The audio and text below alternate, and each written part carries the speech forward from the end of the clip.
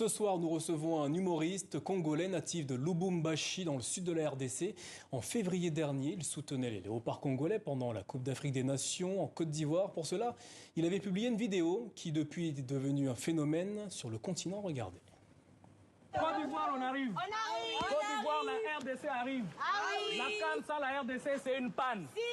Donc on sera absent au pays pendant un mois. Les Brassavillois, restez surveiller le fleuve. Le fleuve est entre vos mains, surveillez le fleuve. Vous n'avez rien à faire, vous n'avez nulle part où aller. Les Brassavillois, surveillez le fleuve. Ici, surveillez la baleine, surveillez les crocodiles, surveillez les thons, surtout les thons. C'est un poisson rare en Afrique. Si on revient, on va trouver chaque chose à sa place. Parce que si les thons se perdent, aïe, aïe, aïe, vous allez voir de quel bois on se sort. Les Brassavillois, surveillez le fleuve. On part à la CAN, on va corriger les petites équipes comme le Cameroun. Et les Camerounais, là, on sait qu'ils ne vont pas traîner là-bas. C'est à peine arrivé, à peine ils vont rentrer. Parce que terrain synthétique, ce n'est pas terrain en poussière. Les Ivoiriens, merci, vous avez organisé la CAN. Mais s'il vous plaît, concentrez-vous sur les coupés décalés. Prakata, prikata, prakata, pra, boum. Le vrai C arrive, la République démocratique du Congo. Les Brassavillois, surveillez le fleuve, vous n'avez rien à faire. Vous avez bien entendu, il faut bien surveiller. Surveiller le fleuve. Herman Amissi, bonsoir et merci d'être avec nous. Bonsoir, monsieur Vous êtes le créateur, l'auteur de ce slogan devenu mythique désormais dans le monde du football en Afrique. Vous serez notamment sur la scène du Casino de Paris le 30 juin prochain avec un one-man show, un seul en scène, intitulé « Surveiller le fleuve, le bilan ». Mais avant de revenir sur ce seul en scène, un mot sur cette phrase désormais mythique sur le continent « Surveiller le fleuve ». Pensiez-vous, lorsque vous avez fait la vidéo qu'on vient de voir, qu'elle prendrait une telle ampleur ? Déjà, à la base, je suis un passionné d'un humour engagé, un humour constructif et surtout un humour réunificateur. La CAN arrive, c'est la fête de toute l'Afrique. Nous, on s'est dit que ça devrait être une fête non seulement des équipes qui sont qualifiées, mais même des équipes qui ne sont pas qualifiées. Alors, comment faire participer ces pays qui ne sont pas qualifiés à la CAN, à cette fête africaine? Ben voilà, il fallait réfléchir et en tant que créateur de contenu, trouver un lien unificateur entre deux pays voisins. On a la RDC, la République démocratique du Congo, qui participe à la CAN, et le Congo-Brazzaville qui ne participe pas à la CAN. Nous leur demandons, très chers voisins, pendant que nous ne serons pas là, surveiller le fleuve. Surveiller le fleuve, en effet. Vous venez de le dire, un créateur de contenu. Vous en avez fait des contenus, on peut vous suivre sur les réseaux sociaux. Mais celui-ci, il a eu une résonance toute particulière. Comment est-ce que vous expliquez son succès ? Alors, déjà, je commence par dire merci au peuple congolais, les Brassavillois qui ont été réceptifs à ces slogans « Surveiller le fleuve ». Alors, ils se sont sentis tout de suite concernés. On a été un peu moqueurs, mais dans un sens positif et pacifique.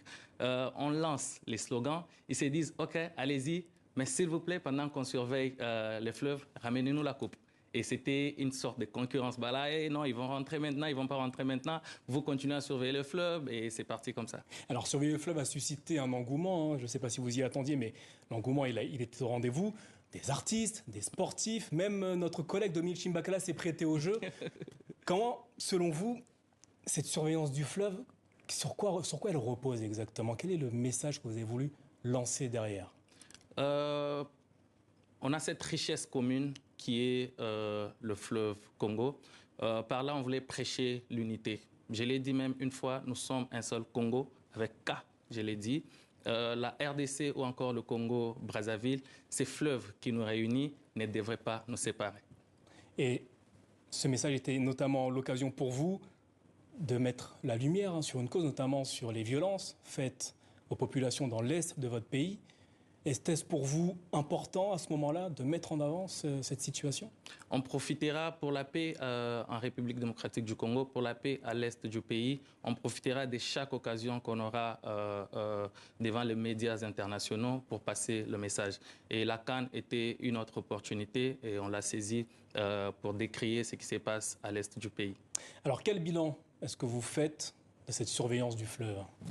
Alors, tout a été bien préparé pour que la surveillance se passe très bien. On voulait tout faire pour que nos très chers voisins ne se plaignent pas après. On les a donné tous les matériels qu'il fallait en fait, pour une très bonne surveillance. On a donné un horaire à respecter. Il y avait même un horaire, il faut bien le préciser, voilà. Il y avait même un horaire. L'horaire auquel on a joint nos amis en fait, de la diaspora. On s'est dit lundi, mardi, mercredi, jeudi, vendredi, samedi, il y a ceux qui sont au pays. Dimanche, La diaspora, c'est votre tour. On vous laisse 5 à 6 jours de préparation. Faites vos valises. Est-ce que tout le monde est au rendez-vous?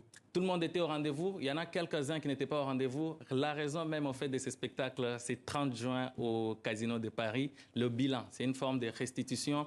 On doit savoir qu'est-ce qui a manqué, qu'est-ce qui n'a pas marché. Ils nous doivent des explications, surtout les gens de la diaspora, parce que nous, on fait les bilans. On remarque que lundi, ça va, mardi, ça va, mercredi, ça va, jeudi, ça va, samedi, ça va, mais dimanche, il y a eu quelques pertes.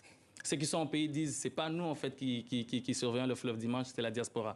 Mais je me suis dit avec mon équipe, allons-y à Paris, allons-y en France. Le Casino de Paris est prêt à nous accueillir. Et la diaspora devra être là pour s'expliquer. Ça sera le 30 juin prochain au Casino de Paris. Donc, au-delà même du spectacle, du slogan « Surveiller le fleuve », vous, comment est née votre vocation, votre passion pour le seul en scène? Alors, comment j'arrive d'abord sur scène? Je l'ai dit tantôt, je suis un passionné de l'humour.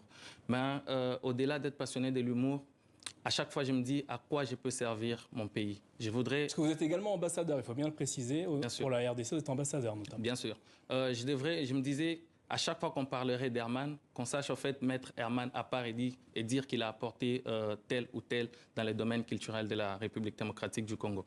Alors, je suis Herman Amissi, prédicateur de la bonne humeur. Pourquoi prédicateur de la bonne humeur? Je me dis, l'humour comme instrument, on peut l'utiliser en fait pour apporter le message.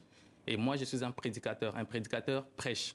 Prêcher, c'est éduquer. Prêcher, c'est instruire. Prêcher, c'est former. Alors, si je peux utiliser l'humour comme instrument pour prêcher, pour éduquer, pour instruire, pour apporter les messages tout en gardant un côté drôle, alors voici, vous avez un prédicateur de la bonne humeur devant vous. Un prédicateur de la bonne humeur. Herman Amissi, merci d'être passé nous voir et d'avoir répondu à nos questions ce soir. Surveiller le fleuve, le bilan, ça sera le 30 juin prochain au Casino de Paris en France. Merci d'être passé sur le plateau du Journal Afrique de TV5 Monde. Ainsi va la